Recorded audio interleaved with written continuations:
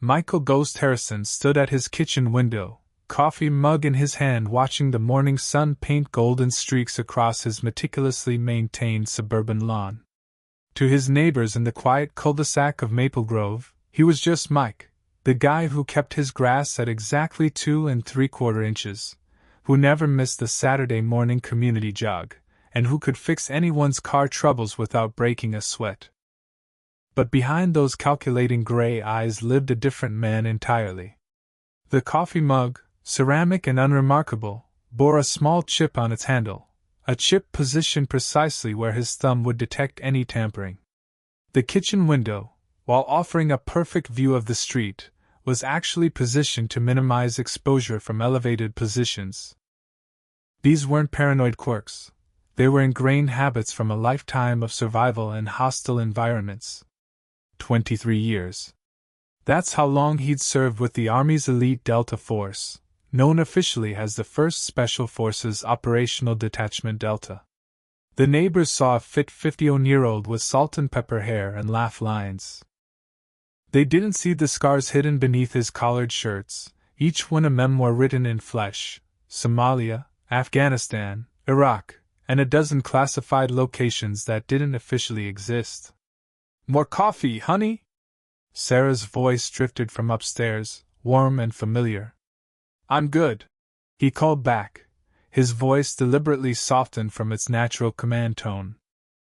Sarah knew his past, most of it, anyway, but they'd agreed to leave ghosts buried when they moved to Minnesota 3 years ago. Retirement had seemed like such a simple concept when he'd signed the papers. Hang up the gear, collect the pension, fade into suburban anonymity. The reality proved more complex. You could take the operator out of Delta, but removing Delta from the operator? That was something else entirely. His morning routine began at 0430 hours. He still couldn't think of it as 4:30 a.m. First came the perimeter check, disguised as collecting the newspaper. His trained eyes scanned every shadow, every parked car, cataloging changes from the previous day. Mrs. Chen had a new visitor, rental car, Nevada plates.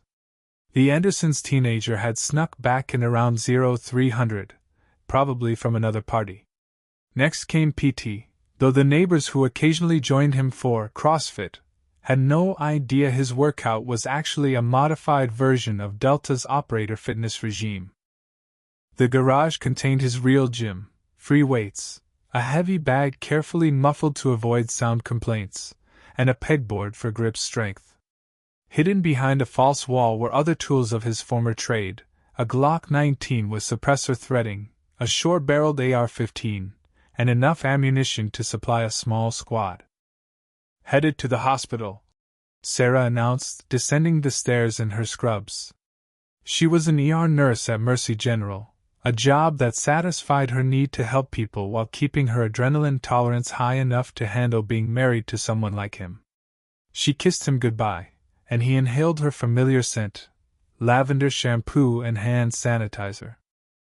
"Stay safe," he murmured, the same words he'd spoken every morning for 15 years of marriage. "You too," she replied with a knowing smile. Even in retirement, safety was relative in the Harrison household. After Sarah left Ghost, he still thought of himself by his call sign during these moments, continued his rituals. The house's security system was civilian-grade on the surface but enhanced with military-spec add-ons he'd installed himself. Motion sensors covered every approach, cameras with infrared capability monitored blind spots, and the doors were reinforced with steel cores. The windows? Laminated glass, resistant to both bullets and forced entry. His office doubled as a command center, though it looked like any other home workspace. Multiple monitors displayed feeds from around the property, all disguised as a sophisticated home automation system. The gun safe in the corner appeared standard, but its biometric lock concealed a secondary compartment containing more specialized equipment, night vision goggles, encrypted satellite phone, and several sets of false identification documents.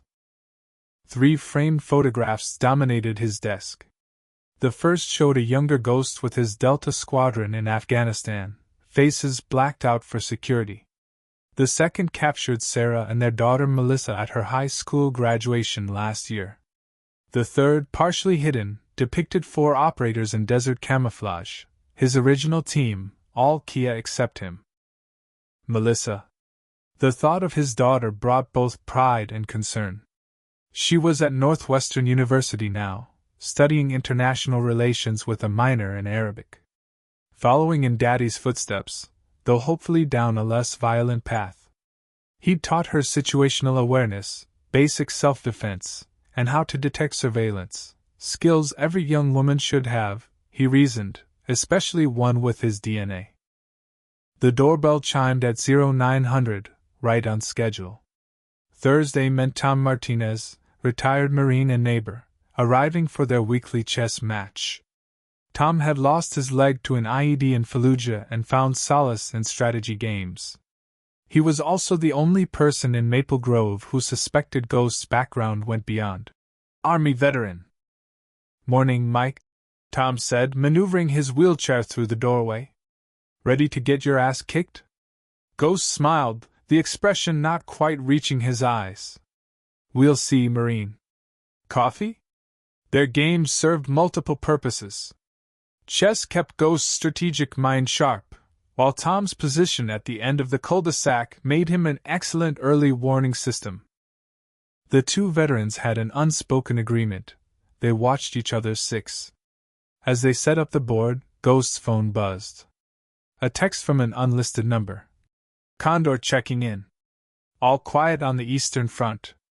Translation: Jake, Condor, Walsh, another Delta alumnus now working private security, reported no unusual activity in the intelligence community regarding Ghost's whereabouts.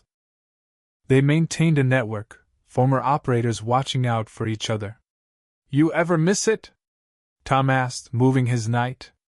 Ghost considered the question, and the board. "Parts of it. The clarity. The purpose." He advanced a pawn.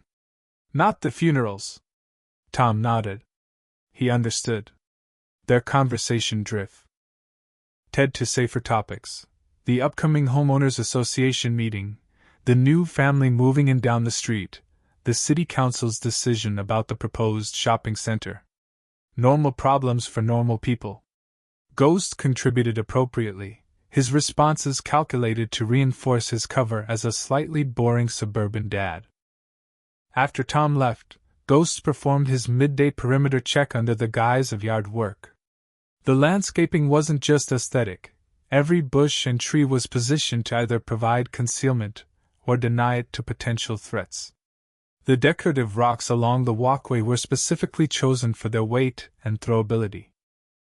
The sprinkler system included high-pressure nozzles that could be manually activated as area denial tools. His neighbors saw dedication to home maintenance. Ghost saw defense in depth. The afternoon brought its own routines.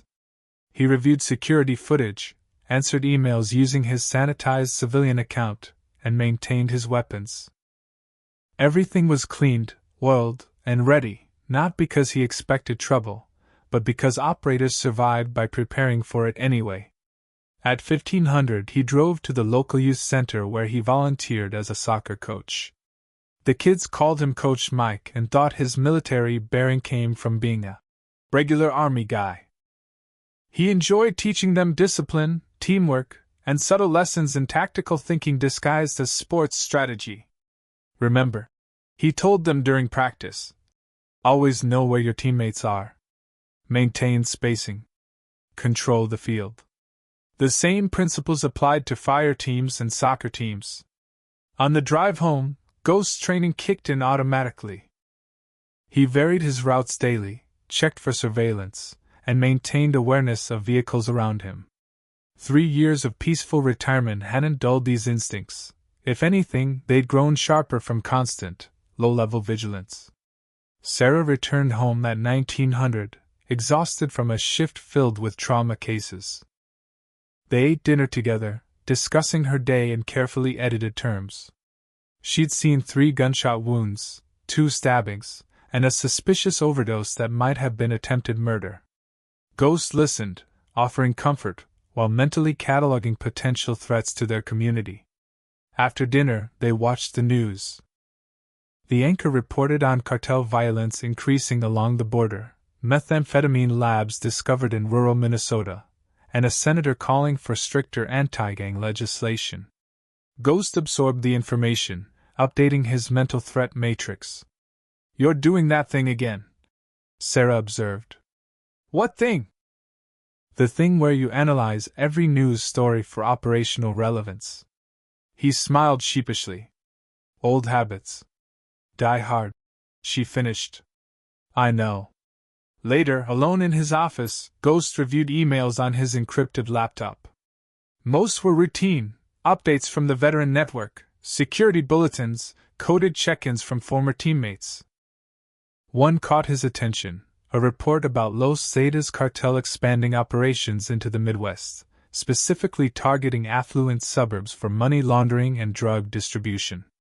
He filed the information away, part of the constant intelligence gathering that had kept him alive through 2 decades of operations. You never knew what insignificant detail might prove crucial later. At 2200, Ghost performed his final security check. All systems green, perimeter secure, no anomalies detected. Sarah was already asleep, her breathing steady and peaceful. He slipped into bed beside her, his body relaxed but his mind alert, always processing, always planning.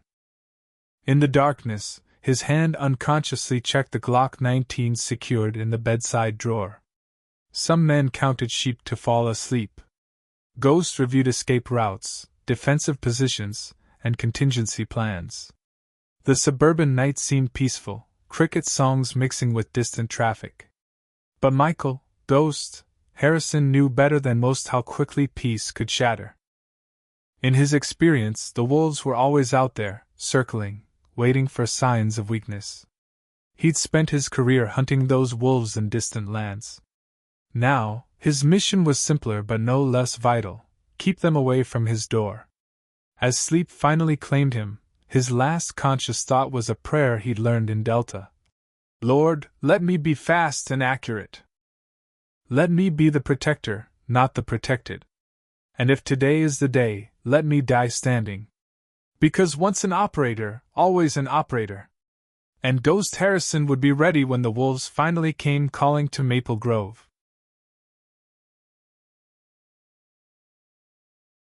The first sign came on a Tuesday morning, subtle enough that most residents of Maple Grove wouldn't have noticed. A white Ford Econoline van with tinted windows rolled slowly down the street, its occupants photographing each house with professional cameras. Ghost, trimming his hedges at precisely 09:45, cataloged every detail. Nevada plates beginning with 7J2, 2 Hispanic males in their 30s, driver with a tattoo creeping above his collar, passenger consulting a tablet device. The van paused 3 houses longer than necessary in front of the Harrison residence.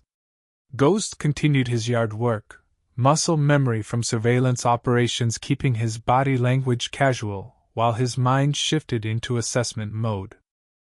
The camera wasn't focusing on architecture, it repeatedly centered on security features, camera positions, fence lines, approach vectors. "Nice morning for yard work," called Tom Martinez from his wheelchair on the sidewalk. "Perfect weather," Ghost replied, using their established code. Translation: potential threat identified, maintain awareness. The van disappeared around the corner, but Ghost knew it would return. Predators always circled back once they'd identified prey. That evening, Sarah noticed his tension during dinner. "Everything okay? Just some suspicious activity in the neighborhood." "Probably nothing." Her fork paused midway to her mouth. After 15 years of marriage to a special operator, she recognized the careful neutrality in his voice. "What kind of suspicious activity?" "Vehicle casing houses. Could be burglars. Could be something else." Later that night, Ghost reached out to his network. A secure message to Jake, Condor, Walsh. "Need local intel. Possible hostile surveillance. Nevada plates 7J2XXX. Another to Maria Vasquez, his former intelligence analyst now working for Homeland Security. Any chatter about cartel expansion into Minnesota suburbs? Maria's response came within an hour. Funny you should ask. DA briefing yesterday mentioned Los Diablos Rojos pushing north. Money laundering through real estate, establishing distribution networks in affluent areas. Why? Maybe nothing. Maybe something. Thanks, Mongoose. Over the next 3 days, the surveillance pattern intensified. Different vehicles, same methodology. A black suburban with Texas plates photographed the house from the park across the street. 2 men in a landscaping truck spent an unusual amount of time working on the vacant lot with perfect sidelines to Ghost's property. On Friday morning, Ghost was collecting his mail when Detective Ray Santiago from the local PD pulled up. Ray was good police, 15 years on the force, sharp instincts, and most importantly, willing to listen to the paranoid veteran when Ghost occasionally shared concerns. "Morning, Mike. Got a minute?" "Always." "Coffee?" In Ghost's kitchen, Ray opened a file folder. "Remember asking me to keep an eye out for unusual activity? Well, we've had some interesting reports. 3 home invasions in Westchester, that's the rich suburb 40 miles south. All targeted homes of suspected drug dealers who'd gone independent. Professional work, surveillance first, coordinated entry teams, surgical violence. Cartels? DA thinks Los Diablos Rojos. They're expanding operations, looking for new territory and settling scores with anyone who crossed them." Ray paused. "Here's the thing, we found a target package in a seized vehicle last week. Photos of houses, resident profiles, security assessments. Your address was in there, Mike?" Ghost's coffee mug stopped halfway to his lips. "Why me? That's what I'm trying to figure out. Your military record is sealed, but I'm guessing it's more extensive than you let on. Any chance you crossed paths with these guys in a previous life?" "Not that I know of." Ghost's mind raced through operations that might have touched cartel interests. What else was in that package? Ray pulled out a photograph. "Recognize this guy?" The image showed a Hispanic man, mid-40s, expensive suit, cold eyes. Ghost had seen those eyes before, through a rifle scope in Colombia, 2007. The operation had been classified, targeting terrorist financing networks.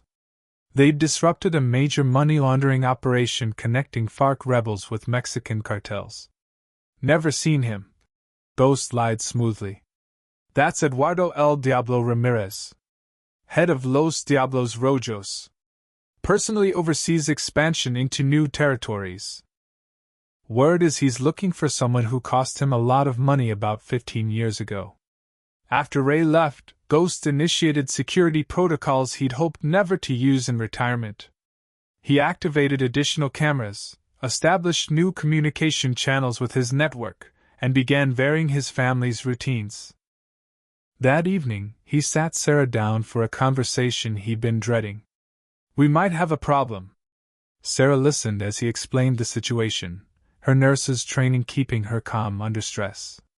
"How bad?" "Bad enough that we should consider relocating." "What about Melissa?" "Already arranged for campus security to increase patrols near her dorm.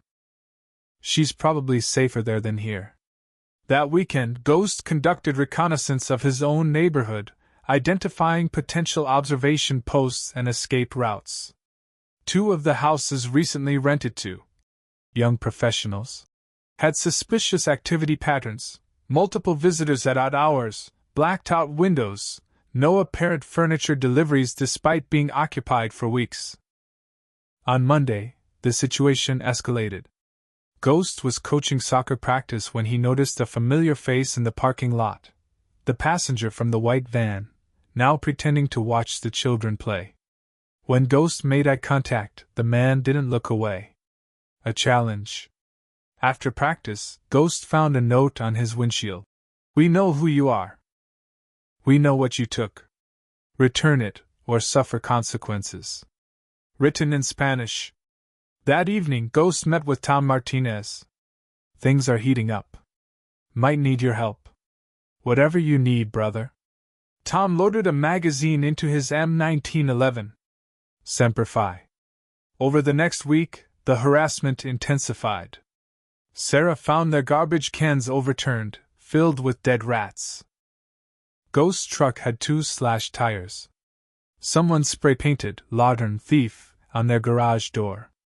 The message was clear: we're watching, we're close, and we're coming. Ghost used his contacts to dig deeper. The Colombia operation had been more significant than he'd realized. They'd seized $50 million in cartel assets, money that would have funded El Diablo's expansion into the American Midwest. The cartel leader had spent years searching for the operators responsible, finally catching a break when a DoD contractor sold classified personnel files on the dark web. Maria Vasquez provided additional intelligence. El Diablo's not just after revenge. He's convinced you kept some of that money. His people are calling you El Fantasma del Dinero, the money ghost. He wants his cash back. There was no money kept. Everything went to the treasury. Try explaining that to a psychopath who's lost face in front of his organization. On Thursday night, Sarah woke Ghost at 0200. Someone's in the backyard. Ghost was instantly alert, Glock in hand. Through the window, he saw 4 figures moving through his carefully designed defensive landscaping. They were good, professional spacing, proper movement techniques. But Ghost had designed these grounds specifically to channel intruders into kill zones. He activated the silent alarm to alert Tom, then positioned Sarah in the reinforced safe room with her own weapon. Remember the drill. Stay put unless they breach the house. If they do, follow escape route Charlie. The intruders reached the back door. Ghost watched through hidden cameras as they examined the locks, reinforced steel, impossible to pick quickly. One produced a small explosive charge. Ghost made a decision. He couldn't let them breach the house, risk Sarah, or bring violence to his neighborhood. Time to take the fight outside. He slipped out through a concealed exit in the garage, circling around to flank the intruders. The leader was just placing the charge when Ghost announced his presence. Looking for something? All 4 spun, weapons coming up. Ghost had already taken a tactical position behind the concrete planter he'd installed for precisely this scenario. You can leave now, report back to El Diablo that I don't have his money. Or you can die in my backyard. Your choice. The leader sneered. The great Ghost. You're just an old man now. Old age and treachery beat youth and enthusiasm every time. Tom's voice came over Ghost's earpiece. 3 more entering from the front. I've got overwatch. 7 total. Manageable. The leader made a gesture, and his men spread out, attempting to flank Ghost's position. They were competent but operating in unfamiliar terrain against someone who'd planned for exactly this scenario. Ghost fired twice, dropping the man approaching from the left. The others dove for cover, returning fire. Ghost was already moving, using the shadows and hard cover he'd strategically placed around the yard. Tom's rifle cracked from across the street, taking down one of the men approaching the front door. The survivors realized they were caught in a crossfire. The firefight lasted less than 90 seconds. When silence returned, 4 intruders were down, 2 had fled, and 1 was wounded and captured. Ghost secured the prisoner while Tom called 911 with their predetermined script: home invasion, self-defense, all legal. The captured Sicario glared at Ghost. This isn't over. El Diablo will send more. Better men. Tell him to come himself next time. Ghost replied. Police arrived within minutes, followed by federal agents alerted by the mention of cartel activity. The crime scene told a clear story: homeowner defended against armed invasion. Legal, justified, case closed. But Ghost knew better. This had been a probe, testing his defenses. The real assault would come later, with overwhelming force. Detective Santiago surveyed the scene. Jesus, Mike! What the hell have you gotten yourself into? Nothing I can't handle. Maybe it's time to bring in the FBI, witness protection. Ghost shook his head. Running's not an option. They'll just follow. This ends here. After the authorities left, Ghost and Sarah sat in their kitchen, dawn breaking outside. I'm sorry, he said. I brought this to our home. Sarah took his hand. We knew your past might catch up someday. We'll face it together. Ghost nodded, already planning. The Cartels had made a critical error. They'd attacked his family, his home. They'd awakened the Ghost. And Ghost had spent decades perfecting the art of war. The next attack would come soon. But this time, Ghost would be hunting them.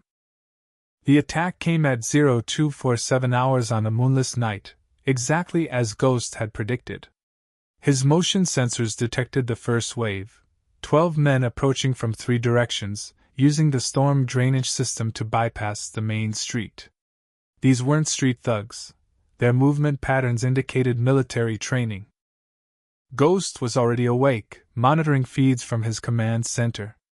Sarah slept fitfully upstairs, exhausted from a double shift, but trained to wake instantly at his signal. His tactical gear lay ready: plate carrier, night vision, suppressed weapons. For 3 days since the probe, he'd operated on 4 hours of sleep, preparing for this moment. Contact, he whispered into his encrypted radio.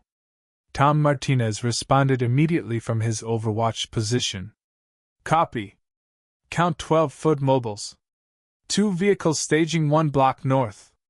Ghost's mind shifted into combat mode, the familiar calm descending.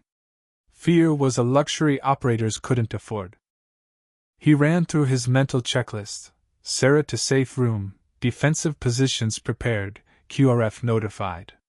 Jake Walsh and 2 other former Delta operators were en route, ETA 15 minutes. Too long to wait.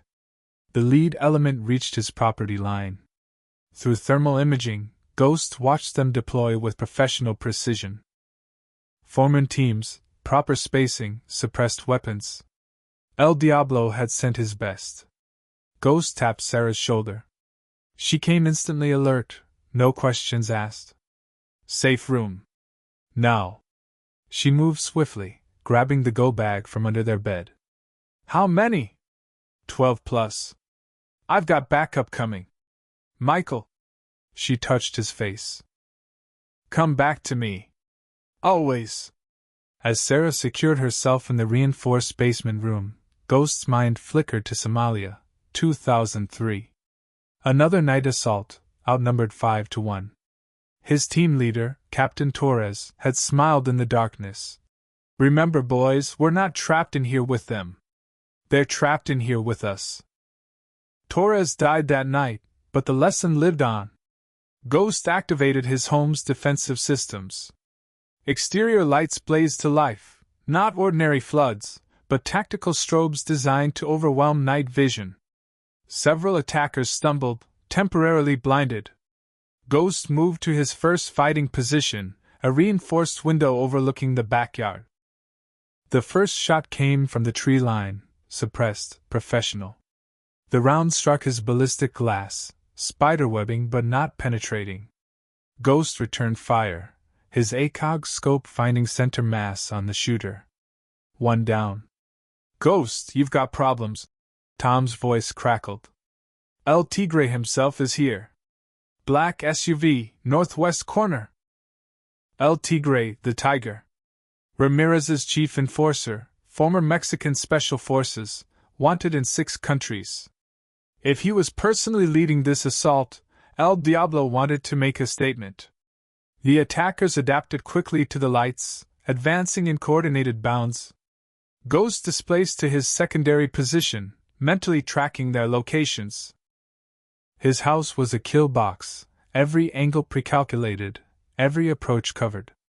A breaching charge detonated against his reinforced back door. The explosion rocked the house, but the door held, military-grade reinforcement concealed behind suburban facade. Ghost fired through a custom gun port, catching 2 men in the fatal funnel. 3 down, he reported. Make that 4, Tom replied.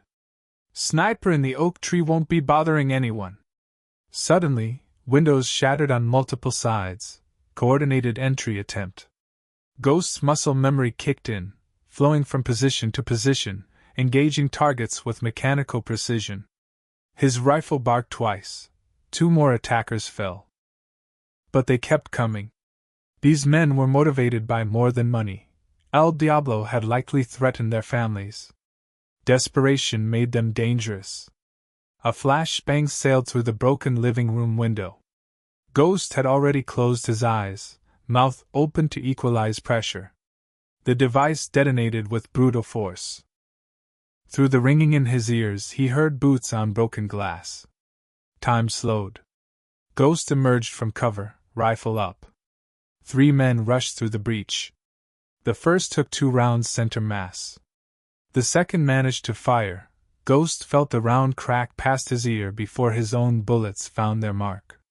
The third man dove behind the couch, spraying automatic fire. Ghost's magazine ran dry. No time to reload. He transitioned to his sidearm, advancing on the hidden shooter. A tactical principle: when ambushed, assault into the attack. The shooter rose to fire. Ghost's Glock spoke first. Main floor clear, he reported, rapidly reloading. Ghost, vehicle approaching fast, Tom warned. Through the front window, Ghost saw an armored SUV accelerating toward his house. Suicide ramming, a cartel favorite. He sprinted for the stairs, knowing the vehicle would breach his living room wall. The impact was tremendous. The SUV crashed through brick and drywall, coming to rest where Ghost had stood seconds before. Men poured out, fresh reinforcements. Ghost engaged from the stairway landing, elevation giving him advantage. But more attackers entered through other breaches. The defense was becoming untenable. Falling back to secondary position, Ghost announced, retreating upward. A familiar voice boomed from outside, accented English. Ghost! This ends tonight. Give us what you stole, and your wife lives. El Tigre. Ghost's jaw tightened. The enforcer had made it personal. Ghost reached the master bedroom, his pre-planned fallback position. Steel plates reinforced the walls. Murder holes provided firing angles to the stairs and hallway. A hidden weapons cache held additional ammunition and explosives. Memory flash, Mogadishu, 1993. Pinned down, surrounded, ammunition running low. His team sergeant, Wilson, grinning through blood and dirt. Just another day at the office, boys. They'd fought their way out then. Ghost would do it again now. The first attacker appeared on the stairs. Ghost fired through a concealed port, dropping him. 2 more rushed forward, using their comrade's body for cover. Grenades bounced up the stairwell. Ghost dove behind his ballistic barrier as shrapnel peppered the walls. Tom, status? Engaged with perimeter security. These fuckers brought a army. Gunfire punctuated his transmission. Your backup's 2 minutes out. 2 minutes. An eternity in combat. Ghost heard movement in the hallway. They were trying to flank through the other bedrooms. He grabbed a prepared charge, essentially a claymore mine, and triggered it. The explosion shook the house, followed by screams. But they kept coming. El Tigre drove his men forward with threats and promises. Ghost's position, while strong, couldn't hold indefinitely. Suddenly, Sarah's voice crackled over the intercom. Michael, motion sensors in the basement. They're trying the tunnel. The tunnel, his emergency exit route. Somehow they'd found it. Ghost's mind raced. If they reach Sarah. Copy. Initiating Omega Protocol. Omega meant full scorched earth. Ghost triggered charges placed throughout the house's lower level. Explosions rocked the foundation, collapsing the tunnel entrance and sealing the basement. Sarah was safe, but now truly trapped. More attackers on the stairs. Ghost's rifle answered, disciplined shots finding targets. His ammunition count dropped steadily. The bedroom filled with cordite smoke and the copper tang of blood. Ghost! El Tigre's voice carried clearly. You fight well for an old man. But you cannot win. Surrender, return what you stole, and I will grant you a warrior's death. Ghost allowed himself a grim smile. I didn't steal anything, Pendejo. Your money went to Uncle Sam. Lies. You think I'm stupid? $50 million vanishes, and you retire to this mansion? It's a 3-bedroom in Minnesota, you dramatic bastard. Check Zillow. Footsteps in the hallway. Multiple targets. Ghost waited, controlling his breathing. They rushed the door.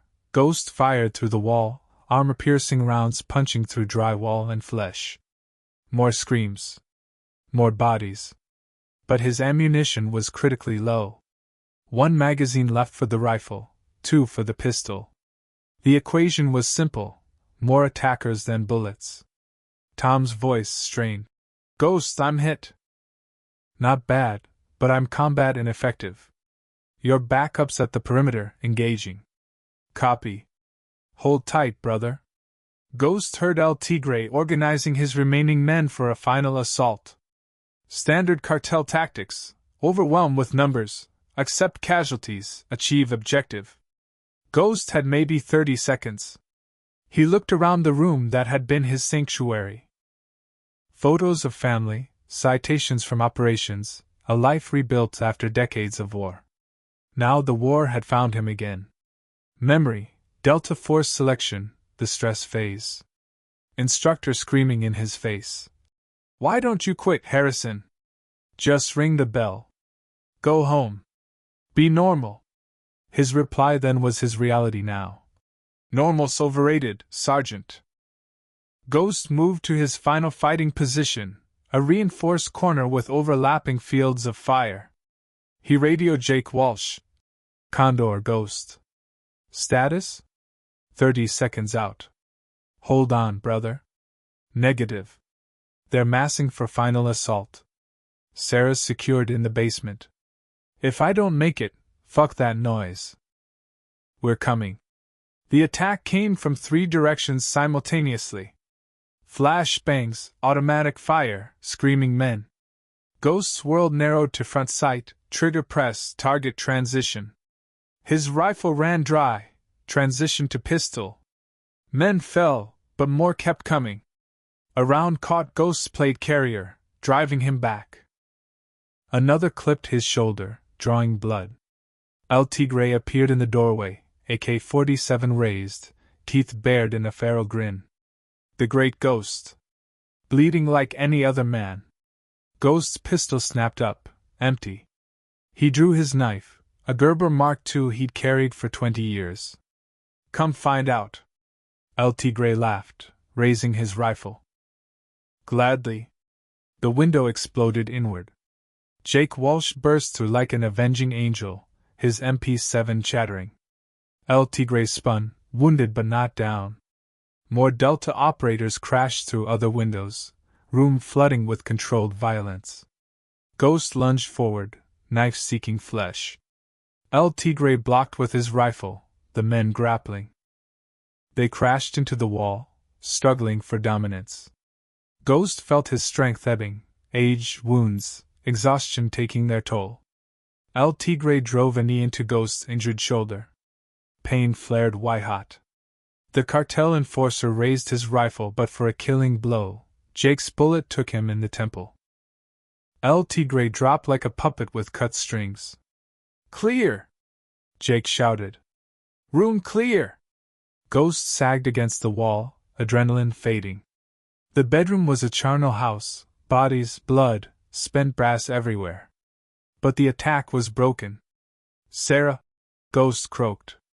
Already checking. Jake keyed his radio. Safe room secure. Wife's good, brother. Ghost closed his eyes briefly. Mission complete. Later, as paramedics treated his wounds, Ghost surveyed the devastation. His house was effectively destroyed, but his family lived. Tom Martinez would recover. The cartel had lost 15 men plus El Tigre, a devastating blow to their organization. Detective Santiago arrived with federal agents in tow. Christ, Mike? Or should I say Major Harrison? Ghost's cover was blown, but it no longer mattered. Just the homeowner defending his family, Detective. Sarah emerged from the safe room, rushing to his side. They held each other amid the ruins of their home, surrounded by the aftermath of violence but alive, together. The war had come to Maple Grove, and Ghost had won this battle. But as sirens wailed and neighbors gathered in shock, he knew the truth. This was only the beginning. El Diablo would demand vengeance for his fallen enforcer. The ghost had been awakened. Now, it was time to go on the offensive. The safe house was nondescript, a ranch-style home in a quiet suburb of Bloomington, maintained by former Delta operators for situations exactly like this. Ghost sat at the kitchen table, maps spread before him, surrounded by his assembled team. Jake Walsh, Marcus, Prophet, Williams, Diego, Viper, Sanchez, and Rick, Hammer Peterson, all veterans of special operations, all answering Ghost's call without hesitation. Intel suggests El Diablo's hold up here. Ghost pointed to a compound outside Minneapolis. Former agricultural processing facility. Converted to a logistics hub for their Midwest operations. Estimated 40 sicarios, possibly more. Jake studied satellite imagery. Multiple buildings, good fields of fire, limited approach routes. He's turned it into a fortress. Which is why we're not going through the front door. Ghost unrolled another map. Municipal sewer system runs under the northwest corner. Access point here, 300 meters from the perimeter. Sarah entered with coffee, her presence a reminder of what they were fighting for. After the attack on their home, she'd refused to enter protective custody. If they want me, they'll have to go through my husband and his crazy friends. The team spent the afternoon planning. Equipment checks, mission rehearsal, contingency planning. Just like the old days, except now they were operating on American soil, without official sanction. Ghost's phone buzzed. Maria Vasquez, his intelligence contact. Ghost, we have a problem. DA intercepted cartel communications. El Diablo knows you're coming. He's bringing in reinforcements. Los Zetas mercenaries. At least 20 more shooters. Copy that. Thanks for the heads up. After sharing the update, the team recalibrated their plan. More opposition meant higher risk, but these men had faced worse odds in Iraq, Afghanistan, Somalia. They'd volunteered for this mission without hesitation when Ghost called. That evening, while others prepared equipment, Ghost found himself alone with his thoughts. The weight of leadership pressed heavy. These men trusted him with their lives. Again. Sarah found him studying the compound layout for the 100th time. You're going after him, aren't you? Not waiting for him to come to us. It's the only way this ends. He won't stop. I know. She kissed his forehead. Come back to me. Always do. At 0200 hours, the team loaded into 2 unmarked vans. The drive to the target area took 40 minutes, each man lost in pre-mission rituals. Ghost touched a photo of Sarah in his vest pocket, next to his armor plate. They reached the sewer access point, a maintenance shaft behind an abandoned strip mall. The descent into darkness felt familiar, like countless other operations in hostile territory. NVGs activated, weapons ready, they moved through the tunnels with practiced silence. Eagle Eye, Ghost Rider. We're in position. Ghost radioed to Tom Martinez, who despite his injuries insisted on providing overwatch from an elevated position. Copy, Ghost Rider. I have eyes on the compound. Multiple foot patrols, 2 guard towers manned. Visibility is shit with this rain, but that works both ways. The rain was a gift, masking sound, reducing visibility, complicating the enemy's defense. Ghost led his team through the final stretch of tunnel. According to city plans, they should emerge inside a maintenance building at the compound's edge. They reached the access ladder. Ghost climbed first, carefully lifting the heavy metal cover. The maintenance shed was empty, filled with industrial equipment that provided good concealment. Through a grimy window, he could see the main compound, warehouses, offices, barracks. Somewhere in there, El Diablo waited. "Remember," Ghost whispered, "we need El Diablo alive if possible. Everyone else is expendable." The team split into two elements. Ghost led Alpha Team toward the command building where intelligence placed El Diablo. Jake took Bravo Team to create a diversion at the motor pool. Moving through the rain-soaked compound, Ghost felt his operational instincts fully engaged. Every shadow could hide a threat, every sound might signal detection. They reached the command building's rear entrance just as Jake's team initiated contact. Explosions rocked the motor pool. Automatic weapons fire erupted. The compound came alive with shouting men and running feet. Most rushed toward the diversion, exactly as planned. Ghost's team breached the building, flowing through the doorway with violent precision. 2 guards in the hallway died before they could raise their weapons. The team advanced, clearing rooms methodically.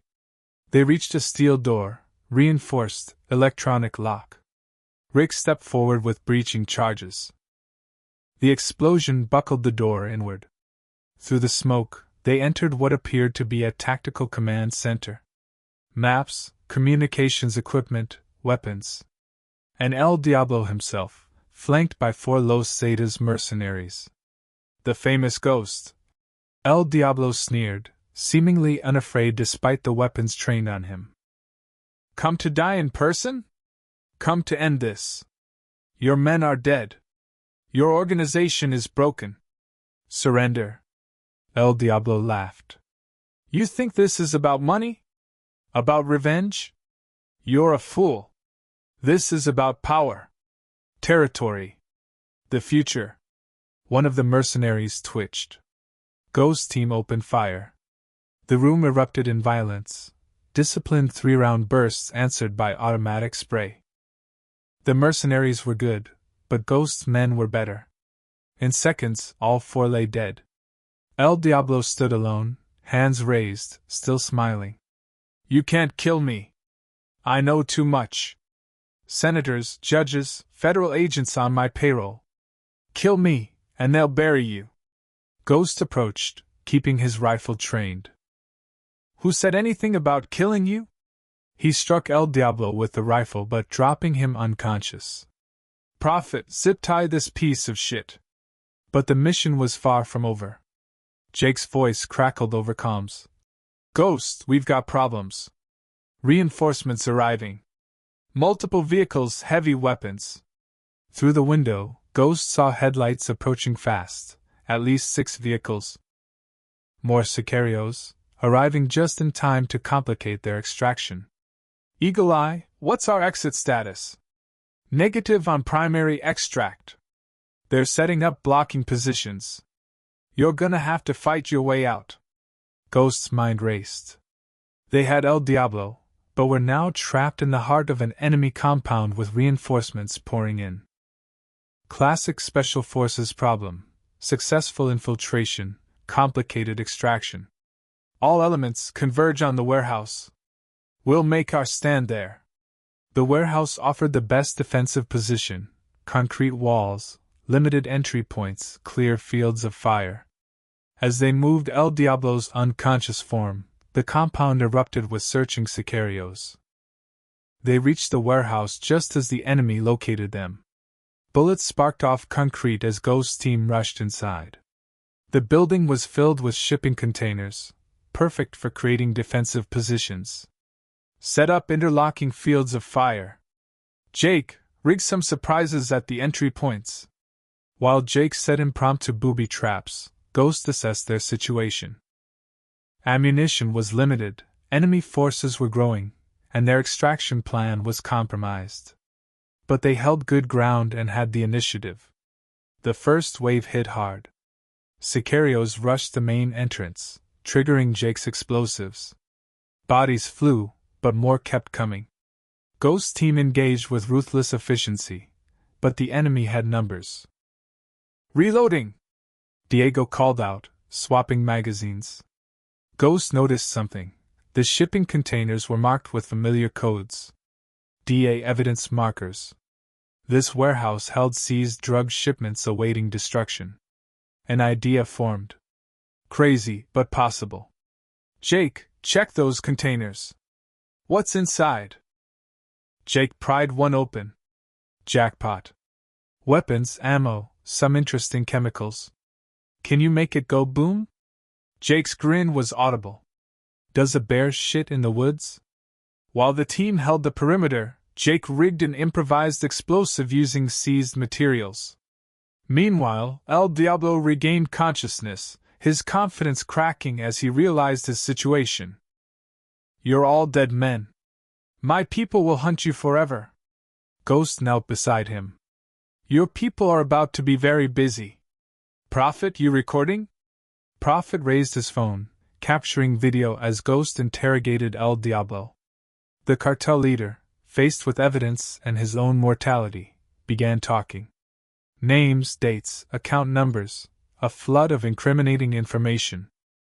Outside, the assault intensified. A heavy machine gun opened up, punching holes through the warehouse walls. Ghost's team stayed low, returning disciplined fire. "Charges set," Jake announced. "But we need a way out first." Ghost contacted Tom.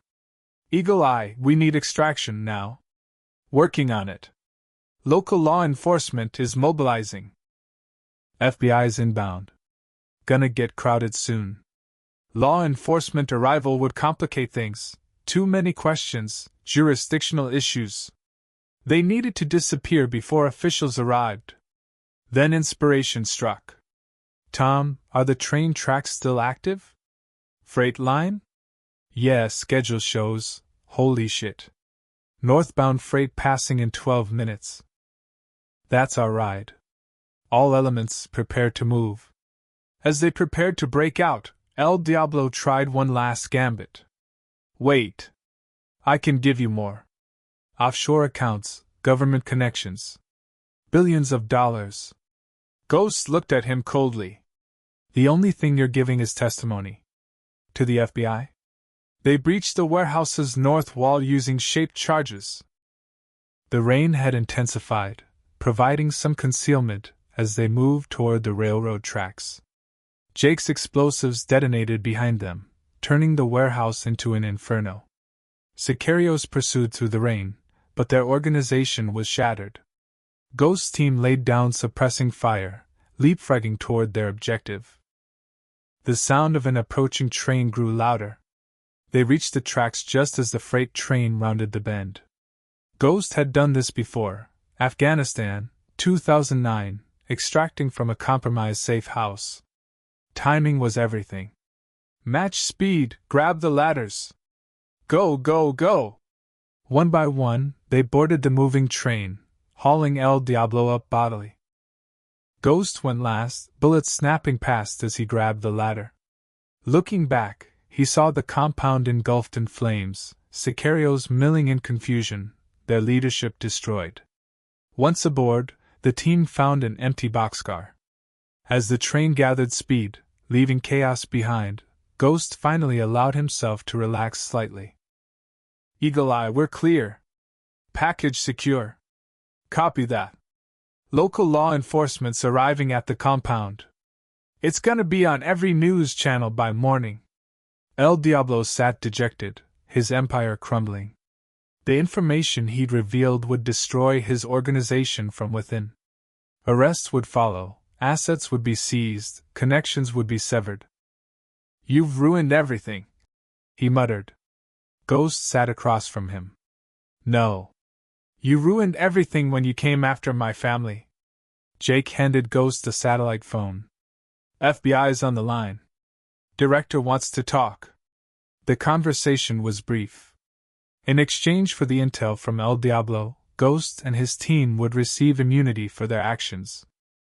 The cartel leader would enter witness protection after providing testimony. As the train rolled through the night, carrying them towards safety, Ghost reflected on the price of peace. His quiet suburban life was over, but his family was safe. Sometimes, the warrior couldn't fully retire, evil would always seek out good. But evil had made a fatal error, it had awakened the Ghost. And Ghost protected his own. The war was over. They had won. But Ghost knew the truth about men like himself. They stood eternal watch, ready when darkness threatened the innocent. It was their burden, their purpose, their honor. As dawn approached, painting the sky in shades of victory, Ghost closed his eyes and thought of Sarah. He was coming home. The aftermath unfolded with the precision of a military operation. Within hours of El Diablo's capture, federal agencies descended on Minnesota like an occupying force. FBI, DA, ATF, all wanting their piece of the largest cartel takedown in Midwest history. Ghost watched from the federal building's secure conference room as the machinery of justice began to turn. 63 arrests in the first wave, Special Agent Rodriguez reported, spreading files across the table. Based on Mr. Ramirez's information, we've seized 14 properties, frozen $32 million in assets, and identified corrupt officials in 4 states. Ghost nodded, sipping coffee that tasted like victory and exhaustion. Beside him, Sarah held his hand under the table, a small gesture that anchored him to what truly mattered. The media storm was immediate and intense. Every network led with the story. Suburban showdown, former Special Forces operator defeats cartel empire. Ghost refused all interview requests, but footage of his destroyed home and the burning compound played endlessly. 3 days later, they stood in their ruined house. Sunlight streamed through blast holes in the walls. The furniture Sarah had carefully chosen lay splintered, photo albums soaked with firefighting foam. Yet Ghost felt no sorrow, only gratitude that these walls had protected what he valued most. Insurance adjuster says it's a total loss, Sarah observed, picking up a shattered picture frame. Good. Never liked that wallpaper anyway. She laughed, the first genuine laugh since the attack. So what now? Now? Ghost surveyed the destruction. Now we rebuild. But differently. The transformation began immediately. Tom Martinez, recovering from his wounds, became the catalyst. You can't just go back to pretending you're nobody, he argued during a neighborhood meeting. People know who you are now. What you're capable of. The community agreed. Within weeks, Ghost found himself consulting with local law enforcement, sharing counterterrorism tactics adapted for civilian use. The youth soccer team he coached evolved into a more comprehensive program teaching situational awareness alongside sports skills. Coach Mike's Urban Survival Camp, the kids called it. Parents initially worried about militarizing children, but after learning basic safety principles, their concerns transformed into requests for adult classes. Jake Walsh moved to Minnesota, establishing a security consulting firm with Ghost. Our client list grew rapidly, schools wanting active shooter protocols, businesses seeking threat assessments, neighborhoods organizing community defense plans. What began as retirement became a new mission. The Maple Grove Homeowners Association elected Ghost as security director, a position they created specifically for him. His first initiative was establishing the Guardian Network, connecting military veterans throughout surrounding communities. Monthly meetings evolved into training sessions, emergency response drills, and intelligence sharing protocols. We're not creating vigilantes, Ghost explained to skeptical city officials. We're building resilient communities. When seconds count, help shouldn't be minutes away. Sarah embraced the change, using her medical expertise to establish trauma response teams. Every neighborhood should have someone who knows how to stop bleeding, she insisted, organizing certification courses in combat casualty care adapted for civilians. El Diablo's testimony continued producing results. Each arrested official, each seized shipment, each frozen account weakened cartel influence across the Midwest. Ghost testified once, appearing in court wearing a suit that couldn't quite hide his warrior's bearing. El Diablo avoided his gaze throughout the proceedings. Detective Santiago, promoted after the case, became a regular visitor. "Crime's down 40% since word spread about our enhanced neighborhood watch program," he reported. "Turns out criminals prefer easier targets." The transformation extended beyond security measures. Ghost's story inspired other veterans to engage with their communities. Support groups formed, skills were shared, purpose was rediscovered. The warrior tribe, long isolated by civilian misunderstanding, found new relevance. 6 months after the attack, Ghost stood before a gathering of law enforcement officials from 5 states. "The cartels saw suburban America as soft targets," he explained, advancing his presentation slides. "They were wrong. Behind our manicured lawns and minivans lies the greatest concentration of trained warriors in history. We just needed reminding." His tactical framework spread organically. Communities adopted his layered defense concept: awareness, preparation, response, recovery. Social media groups shared lessons learned, creating an informal intelligence network that criminals learned to fear. Melissa returned from college for summer break, finding her childhood home replaced by a modern structure incorporating subtle defensive architecture.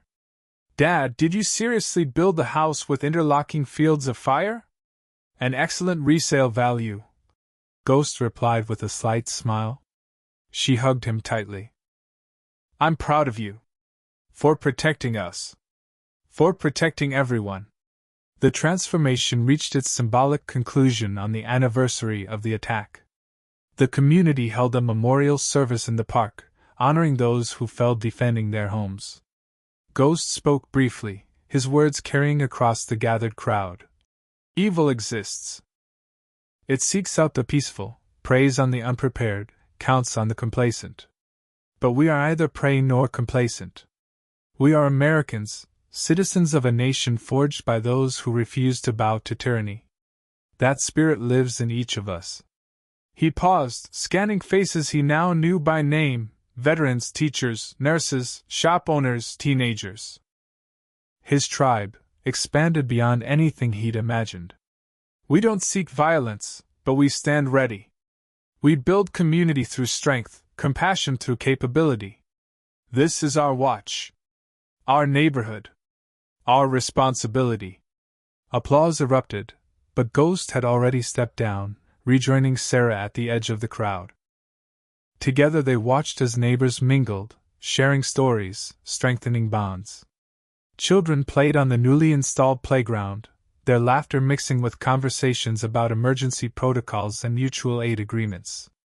"Think you'll ever really retire?" Sarah asked. Ghost considered the question, watching Tom Martinez teaching tactical hand signals to a group of interested residents. Jake Walsh was explaining communication protocols to the neighborhood ham radio club. Even Mrs. Chin, at 75, proudly displayed her concealed carry permit. "Retirement's overrated," he decided. "This is better." As the sun set over Maple Grove, casting long shadows across a community transformed, Ghost felt something he hadn't experienced since leaving Delta Force: the deep satisfaction of mission accomplishment. He'd spent decades protecting America in distant lands. Now he protected it from within, one prepared citizen at a time. The warrior had come home.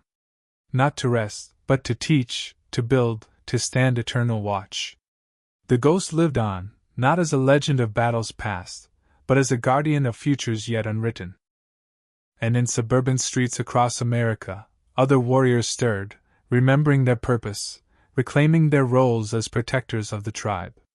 The cartels had awakened something they couldn't comprehend: the sleeping giant of American resilience. Evil would always exist, probing for weakness, seeking the vulnerable. But now it faced communities forged in the crucible of shared purpose, led by those who'd mastered the art of war yet chose the path of peace.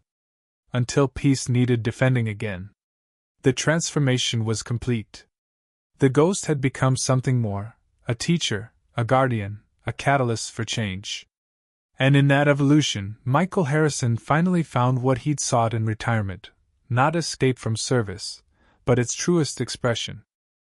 The mission continued. 2 years after the siege, Maple Grove stood as testament to American resilience. Where Ghost House had burned, a new home rose, its architecture blending seamlessly with the neighborhood while incorporating subtle defensive features that only trained eyes could spot. The entire suburb had transformed, not into a fortress, but into something far more powerful, a community that refused to be victims. Crime statistics told the story. Cartel activity in the Midwest had plummeted by 60%. The DA credited improved intelligence sharing, but Ghost knew the truth. Criminals had learned that suburban America was no longer easy prey. Behind every white picket fence might stand a warrior, trained and ready. El Diablo served life without parole, his empire dismantled piece by piece. Los Diablos Rojos existed only in cautionary tales told in border towns. Their defeat sent ripples through the criminal underworld, a warning that American communities had awakened to their own strength. Ghost watched from his porch as neighbors gathered for National Night Out. Tom Martinez coordinated security patrols with quiet efficiency. Jake Walsh taught close-quarters tactics to interested residents. Sarah led medical response training in the community center. The warrior tribe had found its purpose in service. "You started something," Detective Santiago observed, joining Ghost on the porch. "Other communities are adopting your model. Veterans stepping up, civilians getting trained. It's changing everything." Ghost nodded, remembering Sun Tzu. Supreme excellence consists of breaking the enemy's resistance without fighting. By creating prepared communities, they'd achieved exactly that, deterrence through demonstrated capability. As twilight painted the sky in shades of amber and gold, Ghost reflected on the journey from isolated operator to community guardian. The skills honed in distant battlefields now served a higher purpose, protecting not just his family, but the American way of life itself. The cartel's defeat was undeniable. Though some questioned the extent of Ghost's actions, most celebrated the powerful message sent: America does not bow to intimidation. Ghost, humble yet firm, quietly stepped back from the limelight, continuing duties without fanfare, steadfast in moral clarity. Their story stands as a testament to an enduring American truth, that genuine strength lies not in aggression but in preparedness, resolve, and the unwavering commitment to justice and liberty for all. What do you think about this incredible stand? Do you believe strength alone guarantees justice, or does real power lie in partnership, strategy, and bravery? Share your perspective in the comments below. Don't forget to subscribe for more gripping real-life stories of courage in the face of overwhelming odds.